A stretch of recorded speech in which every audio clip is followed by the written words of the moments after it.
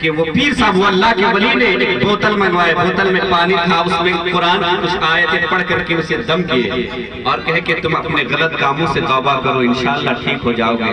کچھ آیتیں مجھے بھی پڑھ کر کے پھونکا، اس میں پڑھا اور کہا اسے لے جاؤ، اسے پیتے رہو گے، انشاءاللہ تمہاری طبیعت میں سدھار آ جائے گی۔ بلبیر سنگھ کہتے ہیں کہ میں نے پیتا گیا، طبیعت ٹھیک ہوتے گئی۔ 1 رات 2 رات 3 راتیں بیتی، 3 راتیں بیتنے کے بعد ہے کہ جو میں برسوں سے نہیں سویا تھا اب میں نیند آنے لگی، سکون ملنے لگا ہے، قرار ملنے لگا ہے۔ یہ جملہ دینے جا رہا ہوں، الحمدللہ وہ جملہ آپ سکتے ہیں، قرار ملنے لگا ہے، سکون پہ سکون ملنے لگا ہے۔ وہ بلبیر سنگھ کہتے ہیں کہ میں نے اب 3 دن پیا تو اتنا اچھا لگا۔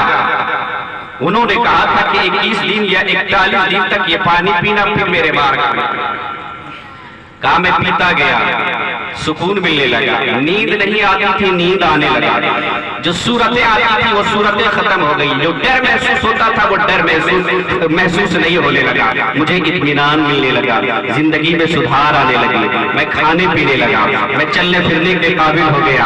اب میرے دل میں اسلام کی نفرت نہیں بلکہ اسلام کی نفرت نکلنے لگی، کفر کی نفرت نکلنے لگی اور اسلام کی محبت آنے لگی۔ میرے دل سے اندھیرا دور ہونے لگا اور اسلام کا نور آنے لگا، میرے دل سے کفر کی سیاہی مٹنے لگی اور اسلام کی روشنی ہمارے دل میں سمانے لگی۔ وہ بلبیر سنگھ کہتے ہیں کہ جب قرآن کے آیتوں کا یہ معنی ہے کہ اگر غلام محمد پڑھ کے پھول دے تو جہاں سارے سائنس میڈیکل فیل ہو جائیں وہی فقیر کی دعا کام آ سکتی ہے، تو جب ایک فقیر کا عالم یہ ہے تو محمد عربی کا عالم ہے۔